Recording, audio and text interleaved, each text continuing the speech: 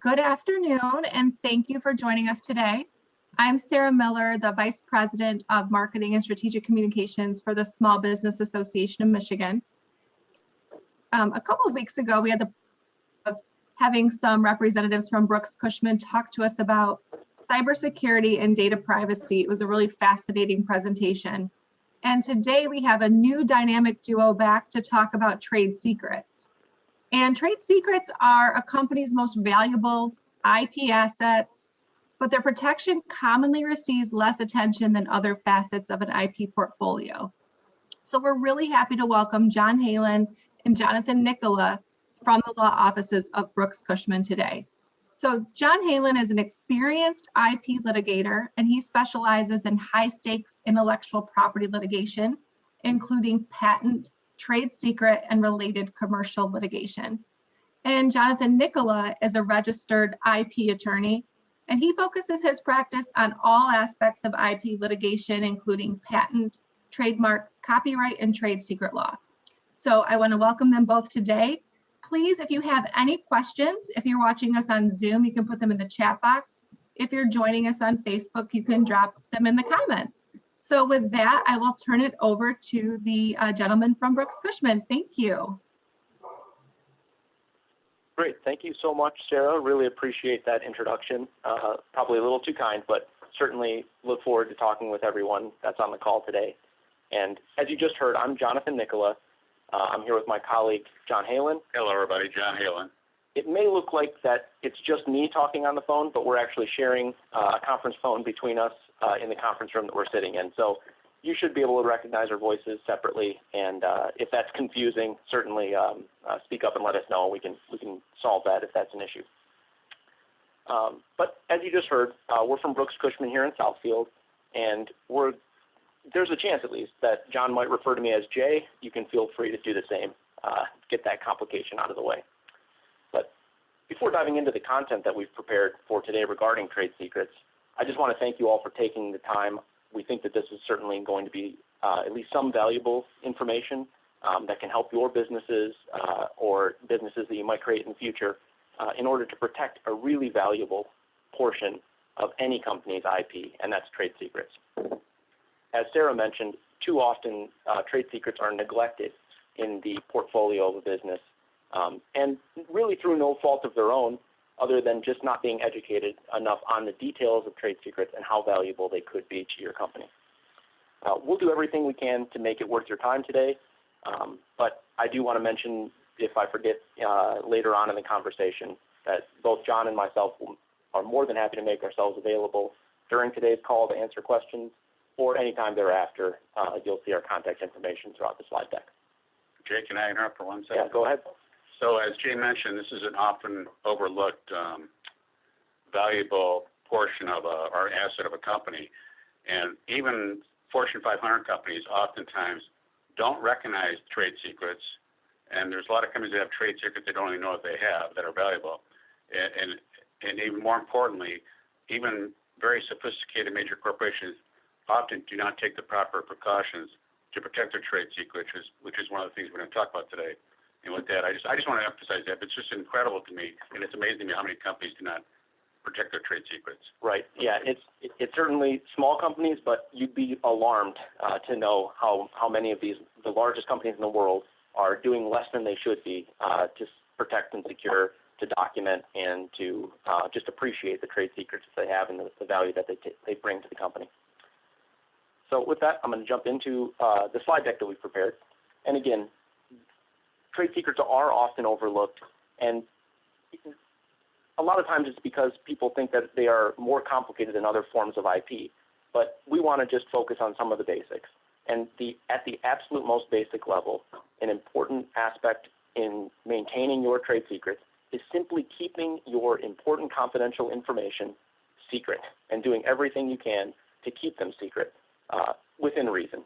And we'll get more into those details. But it's important to keep them secret because if trade secrets become publicly known or are disclosed in any way, they can lose their entire value and no longer are trade secrets. It's certainly a mistake to overlook trade secrets as part of an IP package of a company, and it's especially true because trade secrets are totally unique among its brethren IP.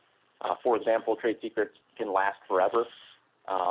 That's unlike patents, unlike copyrights, unlike trademarks. Trademarks can last for a long time as well, but you have to maintain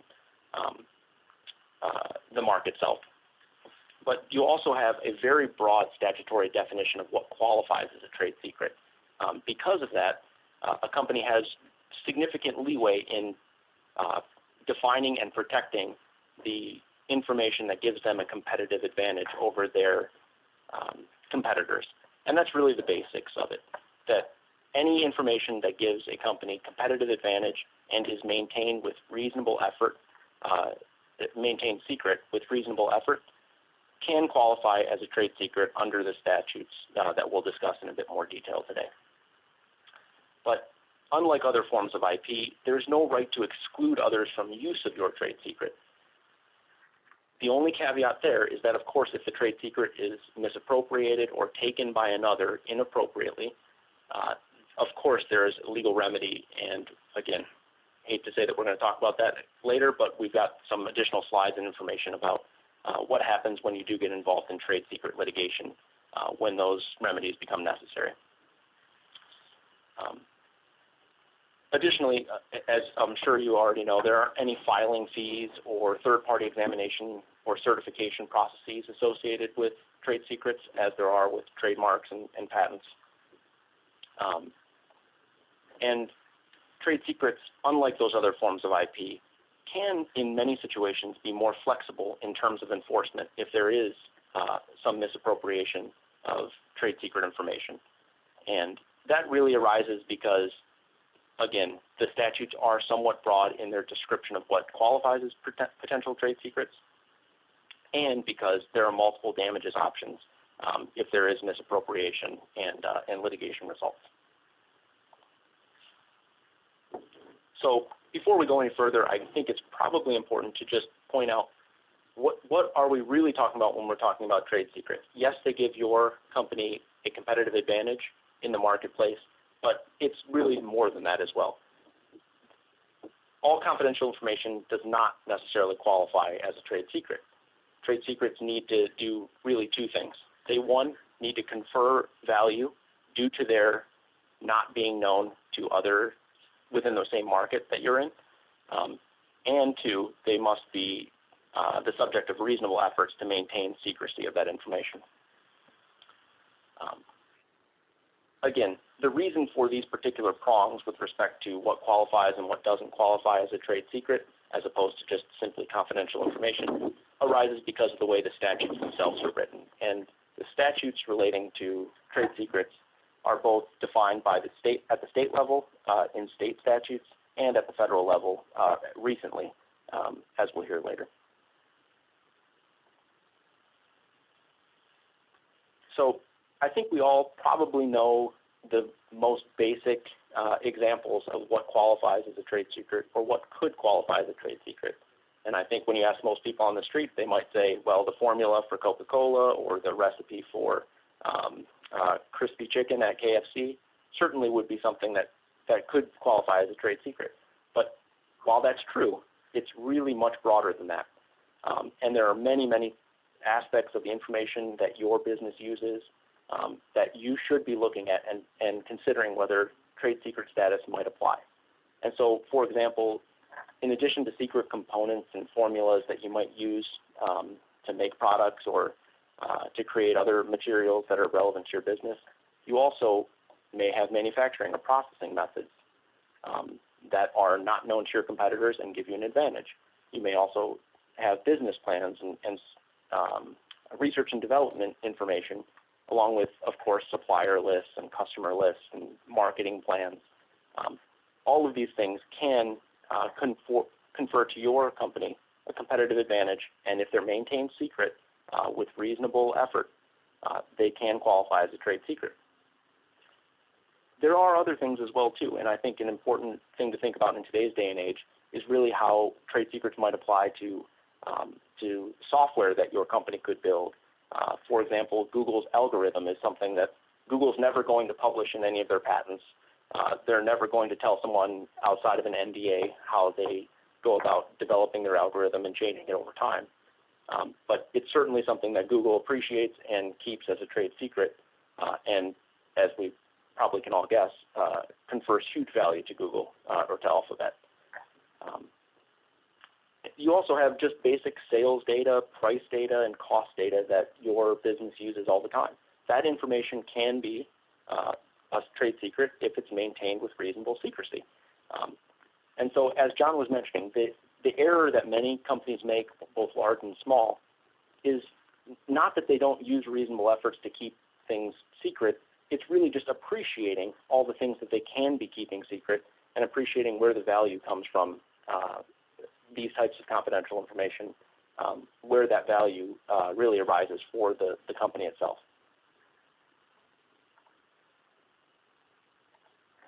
Another foundational question when trade secrets come up as an issue for your business or any other is, who is it that actually owns that trade secret and has control of it?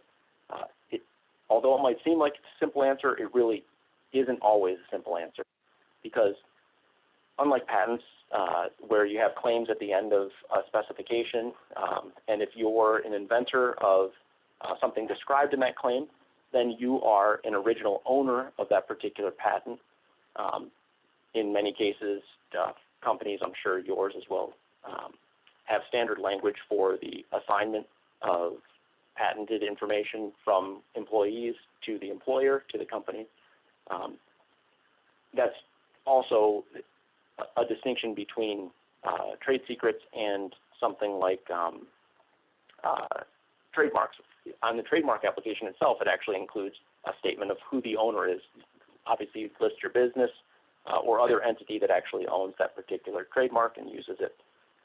But with trade secrets, again, because there's no formal process for denoting what information is a trade secret to your company, there might not be clear records of who is the actual owner. Because of that, it's of utmost importance to look at your employment, contractor, joint development, and similar agreements in order to make sure that information that's created as a result of the work of an employer or as a result of a JDA with another company, that there is very clear and explicit description of who the entity will be that will own any developed, even pre-developed or yet to be developed trade secrets. This is really where the diligence starts, looking at your contracts, the contracts that you enter regularly, and looking at them as closely as possible to ensure that you are consistent with how you describe the owner of a particular trade secret or information that could be trade secret. Again, these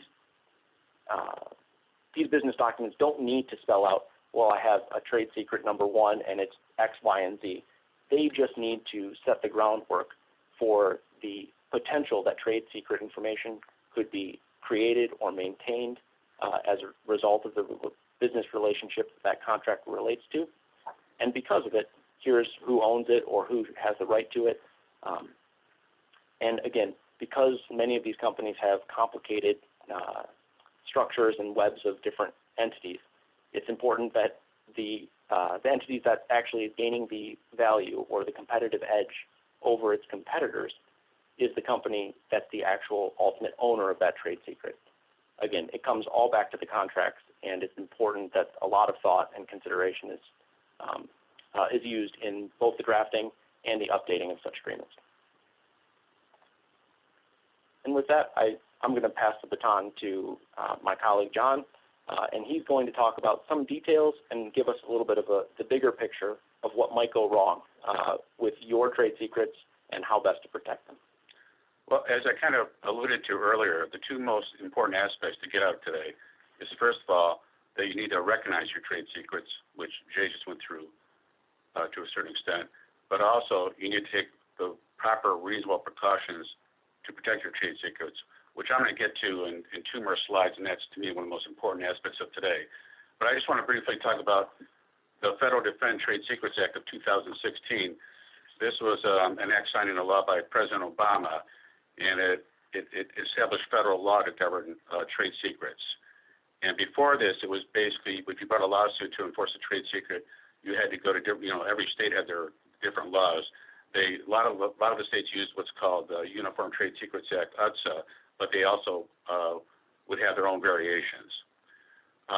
Commentators, when the Defend Trade Secrets Act was signed into law, many commentators said this is one of the biggest things that happened in intellectual property law in years.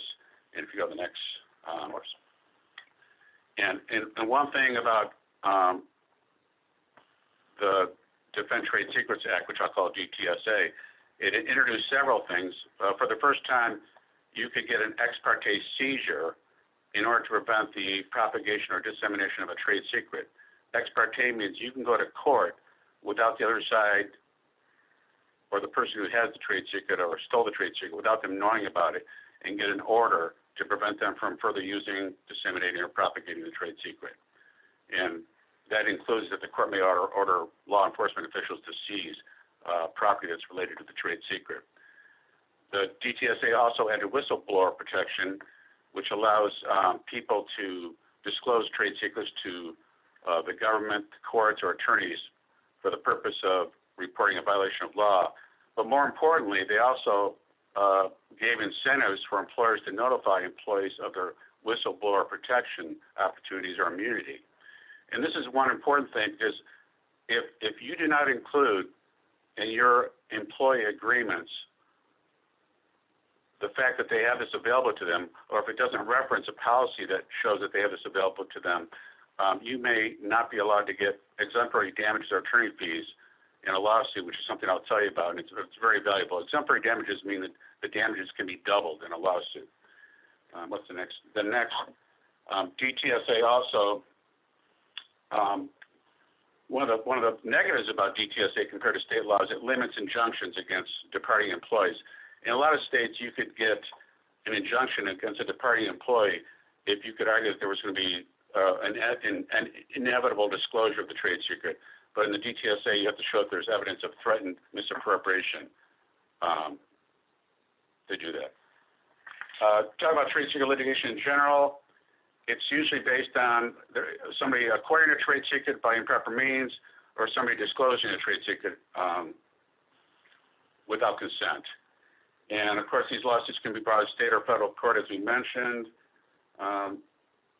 In federal court, to get jurisdiction in federal court, the trade secret has to be related to a product or service that's used in interstate commerce. As Jay mentioned before, there's multiple types of remedies. You can get in trade secret litigation. You can get damages. You can get injunctive relief. In some cases, you can get seizures of property, as we discussed. And lastly, you can get exemplary or punitive damages. And basically, that means if the trade secret was misappropriated in a willful or malicious manner, you can have the damages be doubled under the federal statute, and states generally follow the same guidelines. You can also recover attorney fees. That means all the attorney fees that you expended in the lawsuit. And lastly, trade secret litigation in this country has been skyrocketing. I've got some numbers here. But the most important thing is why, and there's two reasons why, because nowadays there's a lot of employee mobility. So people change jobs more often than they used to, especially in the technical fields where there's more trade secrets at play. And secondly, probably the bigger reason is because there's electronic records, which means an employee can steal a truckload of information and put it on a single USB drive and steal it, or send it electronically through email to somebody else. But now I'm going to get to what I think is the most important part of my presentation here, and that is what kind of measures do you have to take? So now let's say you've recognized that you have trade secrets. What do you have to do to protect those trade secrets? And one of the first things you should do is restrict access to trade secret information. And that means keep trade secret information in restricted areas, receptacles. For example, if you have a secret formula for something, it shouldn't be kept in just a drawer on a desk. It should be kept on a locked drawer, a safe, or something of that nature. Again, these are all trade secret protection measures, and you're supposed to take reasonable measures, which means that a major corporation might be judged differently than a small business because a major corporation has more money to spend on such a thing. But, keeping something in a locked container versus not is fairly easy for anybody to do. Another way you can do it is use unnamed or coded components. Some companies that have, let's say they have chemical, they make a chemical formulation, they will actually not allow their employees to know what those ingredients are. They'll just mark them A, B, and C, and the employees will be instructed to mix them in some proportion to create the end product. You can also divide the component disclosures. For example, some companies, if they have a secret formula, they'll order one component from one company, another component from another company, and they might have 5 different companies supplying them with the components to keep any one company from knowing what's all 5 ingredients are. And lastly, you should destroy, if there's any documents that do contain anything pertaining to trade secret information, and they need to be disposed of, they should be destroyed, not just simply thrown in the garbage. Another thing you should do is provide notice of trade secret rights, and this can be by legends or signs. For example, if you have a secret manufacturing process in a factory, you could have a sign that says, this area is confidential. Non-employees are not to be permitted, things of that nature. Another thing, now this is a really important one, this is not done by very many companies, even Fortune 500 companies, is that if you have an employee leaving your company and they have trade secret information, it's really important to do an exit interview and to warn the employee of their trade secret information and their trade secret obligations. And if you can, you can have them sign a document whereby they admit understanding that certain things are trade secrets. And the further step that you can take, and this is really important too, is to notify the future employer that your employee has trade secrets. And you want to do this without disclosing the trade secrets. But for example, if he knew some specifics about a manufacturing process, you could call the future employer, preferably write the future employer, and tell them that this employee has certain trade secret information regarding manufacturing processes used to, it might be some broadly worded description. And that way it puts them on notice, which, if they did start using the trade secrets, would also possibly make them liable for what we call exemplary damages again, and you could possibly get double damages. And the last thing is you want to have agreements. So you want to have agreements with your employees that protect your trade secrets and obligate them to protect your trade secrets. You also want to have non-disclosure agreements with anybody that has access to the trade secrets. Sometimes you have to have a contractor come in, let's say, to work on a machine that's used in a process. You want them to sign agreements, too, that they're not going to disclose what they see, and especially as it pertains to trade secrets. And with that, I'm going to hand the mic back to Jay. I think he's going to talk about these agreements in a little more detail. Yeah, that's right, John. I am going to talk about the agreements and give hopefully some information that will help you in crafting your agreements and checking in on your agreements and making sure that they're doing everything they can to help assist the secrecy of your potential trade secrets. But before I do that, I just want to talk very briefly about some real-world examples of what might qualify as, quote, reasonable efforts. As John mentioned, reasonable efforts is a bit flexible in that a Fortune 500 company is going to be judged much more strictly on what's reasonable because, again, such companies have many more resources in order to keep things secret. Smaller companies, less so, but it's still important that reasonable efforts are used. And I just want to give you a few examples because courts are very unlikely to excuse sloppiness or oversights regarding the protection of information that's valuable to your company. And so we want to make sure that you do everything you can to not allow that to happen. Two just very recent examples that show really the state of the world today and how it affects trade secret status. The first one came up in California just last year, where there were a number of emails that had been exchanged on a large group email. It included the attachment of documents that were marked confidential, in addition to marking confidential within the body of the email itself. Those emails were distributed to 170 plus people on some occasions. And because the actual distribution was not controlled in a particular way, and there wasn't really a process for making sure that only those with a need to know were actually receiving the trade secret information, the trade secret status of such information was actually lost. And so this isn't always true. You can, in many circumstances, send an email that contains secret information to 170 people and still maintain the trade secret status of it. But this just shows you that there's not really a one-size-fits-all solution, and you need to be careful in all of your communications and all of your internal and external documentation, whether that's provided with an NDA in place or without. And so it's just important to think about every step along the way. Another example that hits very close to home as we're talking on Zoom today is that there was, in Delaware last year, actually it wasn't just last year, but it happened, I think, in 2018 and 2019. There were a series of Zoom meetings between franchise owners. And one of the potential franchise owners had called in to many of these Zoom meetings without the intention of actually starting a franchise, but with the intention of starting a competing business while collecting as much information about the existing business as possible. Again, there are some legal ramifications for that sort of practice, but what I want to focus on here is what the court said about the trade secrets at issue. Because the Zoom meeting itself was set up by the business and in a way that didn't allow the organizers to either require passwords of those attending or to keep specific record of exactly who was on which call and what information was disclosed during those calls.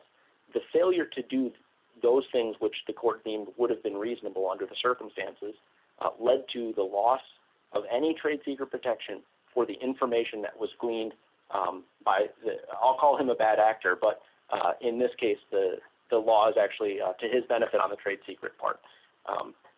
That there can be people who will take advantage of your failures to maintain reasonable efforts, and that's what we want you to be thinking about after today's call in order to maintain the value that these secrets might bring to your company.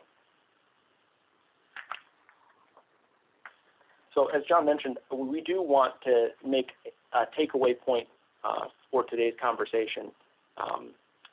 We want to put an emphasis on the agreements that you enter, both with your employees and third parties such as contractors or other business partners that might come along and assist you in any aspect of your business.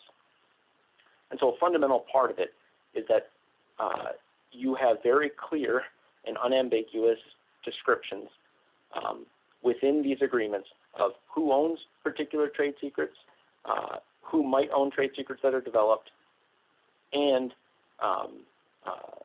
what, even to the extent of what law will be applied to the existence of or misappropriation of trade secrets. It's important that these things get into your contracts where appropriate, and that's why looking at these regularly is very important. But there's more than just that.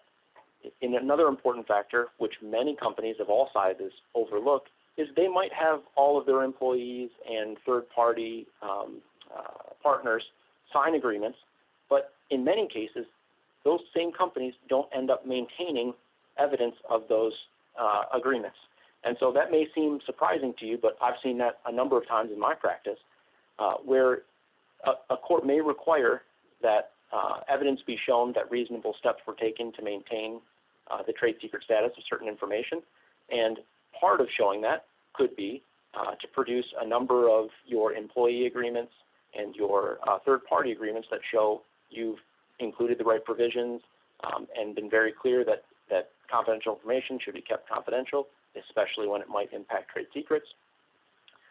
But your ability to do that will be severely limited if you don't have evidence of the actual contracts that were signed. And so just maintain, the bare minimum of just maintaining copies of those records is something that you should be striving for. But in addition to that, you want to make sure that you have general descriptions of the sorts of things that could be trade secrets. That's important to have in clauses within your agreements. And one thing that a number of companies make the mistake of is actually including sunset clauses in the confidentiality obligations under both NDAs and just general employment agreements. That is a mistake every single time it's done. Now, there's a reason to include sunset clauses on certain restrictions that are in place in NDAs and these sorts of agreements, and that's because courts, anything that's potentially a restraint on trade could be an issue for a court actually striking down an agreement. But what you need to do with respect to trade secrets is have at least, if you're going to have a contract that says confidentiality obligations end 3 years after the expiration of the contract, there needs to, in every instance, be a carve-out for any information relating to trade secrets. And so you can just have clauses in there that say, of course, there's no expiration on the confidentiality obligations relating to, business practice X, Y, or Z that might relate to a trade secret you have. And having that sort of thing in place will greatly stack the deck in your favor should any court actually consider whether you've been reasonable in the protection of your trade secrets if it becomes an issue. And again, I do want to mention some real-world examples that are at least somewhat recent to show you the pitfalls here and why agreements themselves are important and should be looked at very closely. And so there was actually a case 5 or 6 years ago now, actually, between Compaq Computer and one of its then suppliers. And so one of its suppliers Convolve had actually had a sequence of meetings with Compaq, and Convolve actually disclosed a lot of information about its products and how they would be used in conjunction with Compaq's technology. And they had an NDA in place, and the NDA said all the right things. It said that information would be confidential, and that information exchanged with Compaq would actually include designation as to whether it's confidential. So at the bottom of a specification or a user manual, secret user manual or something else, it would, according to the NDA, say that it was confidential. But as the relationship actually became closer over time, there were a number of instances in which engineers at Convolve and other people working with Convolve sent information to Compaq that was not marked as confidential or trade secret in any way. Of course, they expected that Compaq would just keep that information secret, but over time there was actually a fallout between the two companies, and Convolve ended up bringing a trade secret misappropriation case against Compaq. And in doing so, they then opened up the discussion of whether they had been reasonable in their efforts to maintain the secrecy. Convolve argued that yes, they had an NDA in place, and sure, there were some oversights. They didn't always mark things confidential as set forth in the NDA, but the history and relationship between the parties is something that they wanted to rely on, and say that Compaq knew full well that all of the information that was exchanged should have been treated as confidential, even if not marked so. Unfortunately for Convolve, the court did not agree. Those oversights such as those are things that courts will look at to determine whether you've been reasonable. And in this case, because the NDA itself supplanted any common law understanding that another party would treat your company's information as confidential, because the NDA supplanted that, it was imperative that Convolve and its employees follow that NDA in the marking of documents exchanged with Compaq. And because they didn't, that was the end of the trade secret status on at least the trade secrets that were at issue in the case.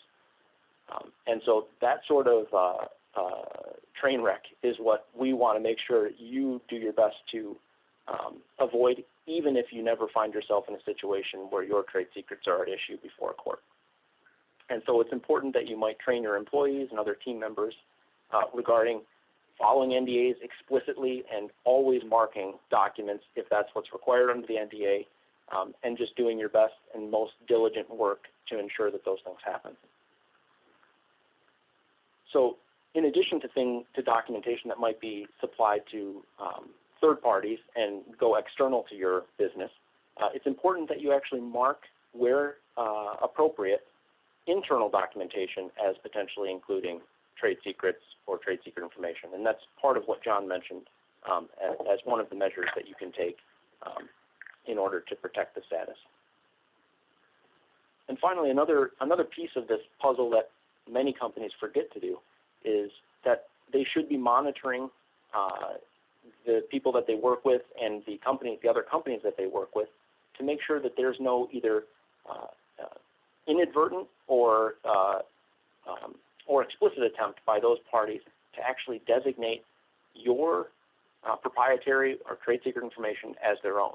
And the way that this ends up happening in many occasions is that they may have an NDA that's supplied to you or another agreement, and you may be agreeing to certain clauses that make anything jointly discovered or jointly developed as a part of that relationship part of the trade secret information that belongs then to that third party. Those ones are pretty obvious to avoid, but it is important to look at the language and to make sure that that's the case. Another more common way that this sort of thing happens is that two companies might be working together to develop and release a particular product. And let's say that they actually, the one company is responsible for writing manuals that will be used in the operation of that product. Of course, in many instances, the operation of that product will have input from both companies in developing, and the trade secrets that potentially could have been brought by company one to company two might get mixed in and all put into the same documentation, including user manuals and other technical information.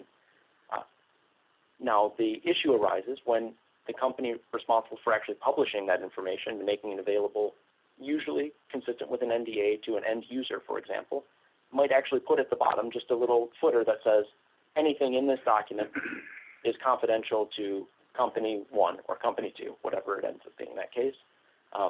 And even that sort of factor could be something a court looks at to determine who's the true owner of trade secret information that might be disclosed in those materials.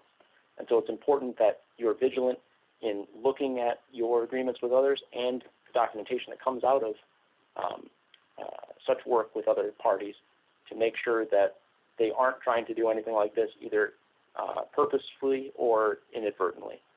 And of course, if discovered, it's best to address such things in writing, as John mentioned earlier.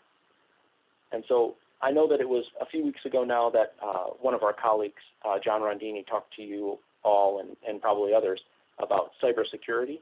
And cybersecurity actually has a very important role in the protection of trade secrets. And I'm going to let John Halen handle that. There's, I think, quite a few takeaway points that you can take from that part of our discussion.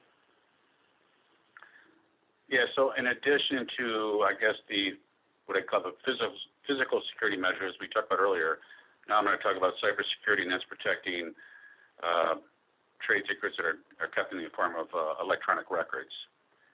And, of course, these things are fundamental. Every year the importance increases because the ways of attacking such electronic data are becoming more sophisticated. I have in the slide here just two different quotes from articles, and just talking about cyber thefts. In one represents one of the greatest transfers of wealth in human history, and this second one talked about cybersecurity thefts doubling basically every year, which has been a continuing thing. And the next slide, just briefly, this shows you what the potential value of trade secrets are, electronic trade secrets. These are two different cases. In the first case, Pacesetter, it involved stolen information regarding medical devices, and it resulted in a verdict of $2.3 billion, which was later reduced to approximately $1 million. The second case,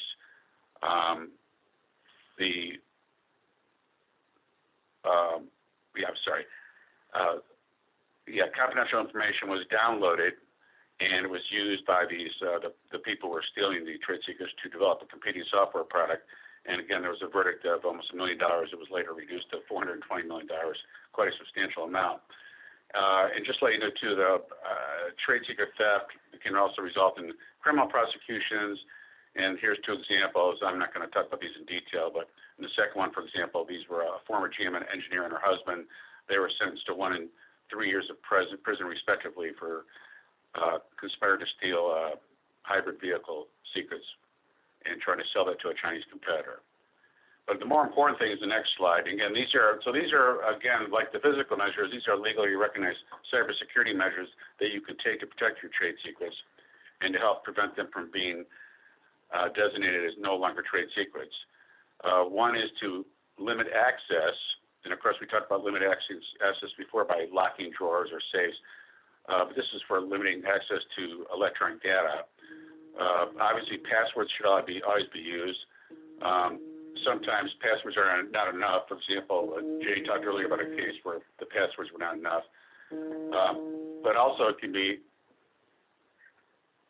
sometimes you may want to have, you want to restrict access to only those people that need to know certain electronic data. So you may want to have separate passwords for separate employees who have access to separate different trade secrets. Similarly, you can segregate the storage of the electronic data and segregate trade secret information from information which is more generally available to other employees. Or you can divide trade secret, like we talked about dividing components of a chemical formulation. You could also divide trade secret information among several databases. You want to use data security. Some companies like to limit use of flash drives to help prevent theft of electronic data. One thing that you can do is also restrict out-of-facility computer usage, which is, there's been a number of cases involving employees who are at home who were, stealing. It's a lot easier to steal stuff at home because nobody's watching you download it. And of course, this is becoming increasingly difficult due to more people working from home. You should also use data loss prevention software if you can. There's certain network defenses you can use. Obviously, you can have firewalls. You can use data encryption to protect your data. And another thing, you can block employee user access to outside websites, which may be an avenue for transferring electronic data outside the company. Lastly, you can take employee measures, and of course, we talk about employee agreements, but you can also have, some companies employ electronic warnings such as pop-ups to warn an employee that if they're going to a certain area of data information, this is trade secret information, which they shouldn't be accessing at all, or they should be careful about it and not disclose it to others. And then you can also monitor internet usage. And if you find out that one employee, for example, is all of a sudden, using a lot of internet usage with a third-party competitor, that could raise suspicions that there could be some trade secret violations. I just want to end by saying, again, there's the two important aspects today are, first of all, recognizing trade secrets and then taking these steps to protect them. Jay or I would be, we can answer questions today, or if you ever want to call us, we're happy to answer questions.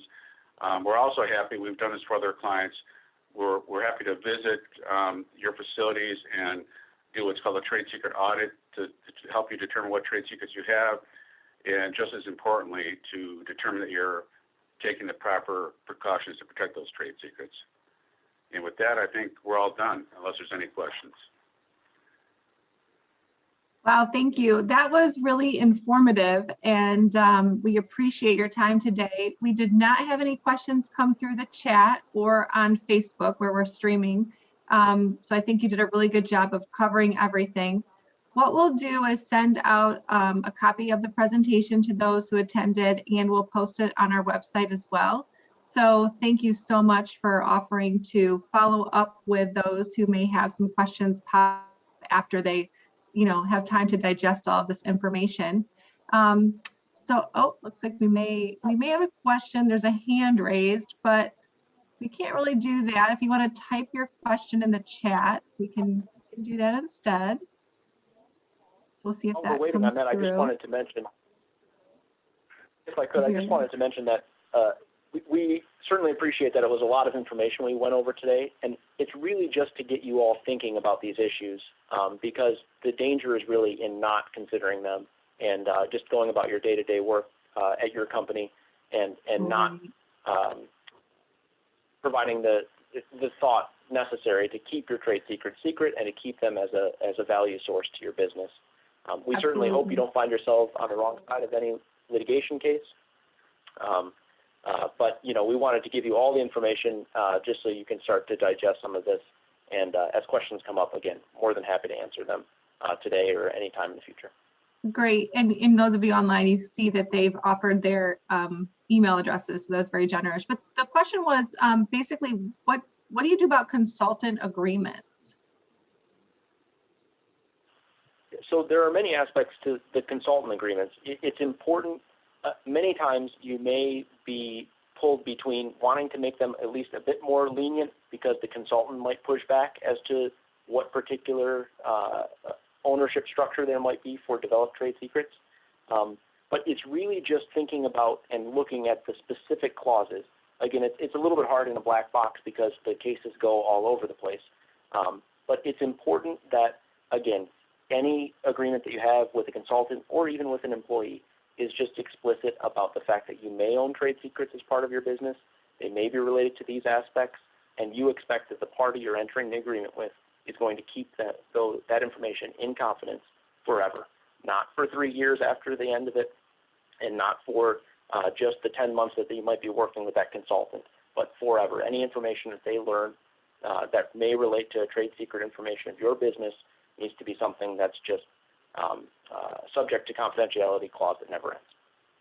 So that's Great. the most important. Thank you for clarifying that. Well, again, I appreciate your time today. We will make sure this is available. I do want to let everyone know we have another webinar tomorrow called Employee Experience, Empowering People to Do Their Best Work. It's actually the second in a 3-part series on the future of work that we're doing with Consumers Credit Union. So you can register for that or catch last week's as well on our website. Of course, we have our small business briefing every Monday and Thursday. You can catch that at 3 p.m. either on Zoom or Facebook. And then next Tuesday, we're talking energy efficiency. So kind of from trade secrets, but energy efficiency, it's a topic that I know a lot of small business owners have questions on, and we're here to answer those questions. So if you want to check out those events and other things that we have coming up, you can visit sbam.org/events. But with that, I'll say thank you all very much. Have a wonderful day. And thank you, John and Jonathan, for spending an hour with us. Yeah, thank you very, very, very much. Appreciate the opportunity. Great. Thank you all. Take care. Thank you. Have a great day.